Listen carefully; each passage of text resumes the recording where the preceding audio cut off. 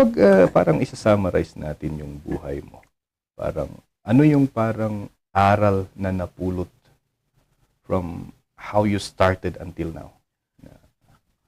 Isang bagay po na natutunan ko na napaka halaga tayo sa paningin ng Diyos. Na minsan, maaari may tagapanood, tagapakinig sa mga oras na ito na nasa gitna ka ng parang magpapalayok, nandun ka sa mula sa putik, ilagay pinaikot-ikot. Habang pinapaikot-ikot, hindi mo alam yung, sa totoo, personally, hindi mo alam kung ano ka magiging eh. Yeah. Pero may mga bagay na pinoproseso tayo ng ating Diyos. Yeah. Bakit si Kuya Marvin ay, sabi ko nga kahit papaano may konting talento tayo ng mga boses, hindi dahil ginusto ko lang ito, kundi ito yung pinoproseso ng Diyos. Mula sa aking pag-iisa, sa isang sulok ng aming tahanan, na nakatingala sa kalsada, nasa mga puno, mag-iisa kinakausap ang aking sarili.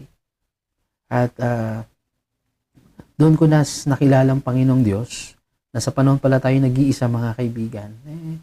Nasa gitna man tayo ng masasabi natin, hindi natin maintindihan. Sa dulo pala nito, kung tayo magtitiwala sa ating Diyos, planado tayo ng Diyos. Kaya ang sabi niya sa Jeremiah chapter 29 verse 11, ang planado tayo ng Diyos. May plano ang Diyos sa iyo sa mga oras nito, kapatid. Na maaari, broken family ka, na-betray ka ng asawa mo. Ako personally, pinabetrayal, isa sa mga bagay na tinrabaho sa akin ng Diyos. Hindi para sirain ang aking asawa o kung sino man. I was betrayed 3 times. Grabe yun. Marriage? Oo. 3 times. 3 times. Kung isang, ako hindi naman sa pagmamalaki Alam niyo, pag wala tayo sa Diyos, hindi natin alam kung ano gagawin natin. Right.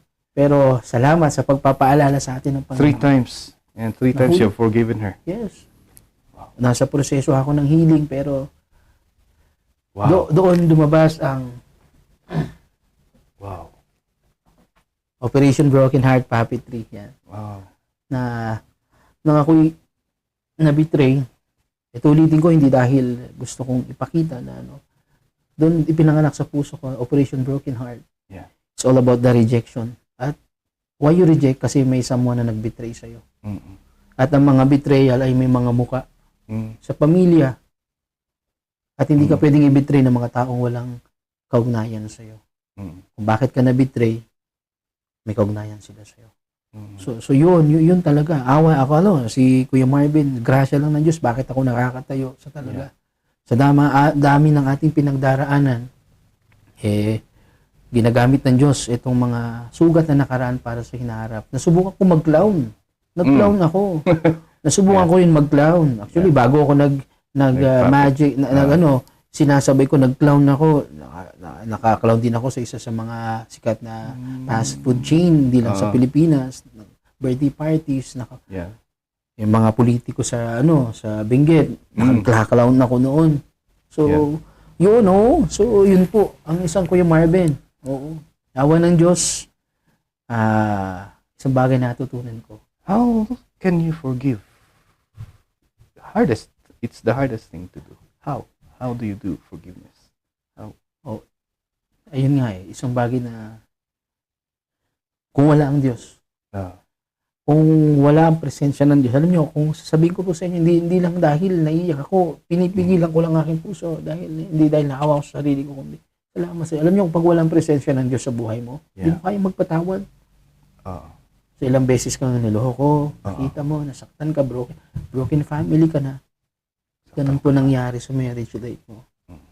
Alam mo, kumbaga, wasak ka na. Do you ever question God? Bakit ganito? May pagkakataon, honestly speaking, may pagkakataon na dinuro ko siya sa langit. Sabi ko, bakit nangyari ang mga bagay na to? Diba? Nasa ministry ka. Nasa ministry na ako noon eh. Yeah. We do pray and fasting. We do prayer. And then, nangyari yun. Sa panaginip ko pinakita ng Diyos yung mga bagay na ito na nililihim niya. At nahuli ko in my eye. Alam mo yung sasabog ka na. Sabog ka na. Pero dahil isang bagay na sumampal sa akin nung sinabi ng Diyos na ikaw nga pinatawad ko. Right, right. Yun yung bagay. Although nasa proseso pa rin tayo na pero yung healing process. At every time we do Operation Broken Heart, ang isang puso ng Kuya Marvin ay nilalagay dito dahil tinawid tayo ng Diyos sa mga panahon you are rejected and betrayed. Hirap. Kaya isang bagay sa mga tagapanood, tagapakinig, isa sa mga issue ng buhay na dinil ng ating Panginoon sa krus, the pain of betrayal. Isang bagay na naalala ko, sir, ang cross ng Panginoon. Kung sino nakakaintindi sa atin, yung binitray din, yan ang ating Panginoon sa Kristo. At every time na nararamdaman ko yung pain of betrayal, kasi yun ang ginagawa ng kaaway, nire-remind tayo every time na hindi naman lahat ng pagkakataon, malakas ka spiritual life eh. Yeah. Kung yung prayer life mo, minsan, gagawa kang kasalanan. Yun nangyayari. Bumabalik. Pero isang bagay. What's important is you repent Yes. and you go back. Yun. You stand up. Yun. You're listening to El Maestro Speaks Podcast.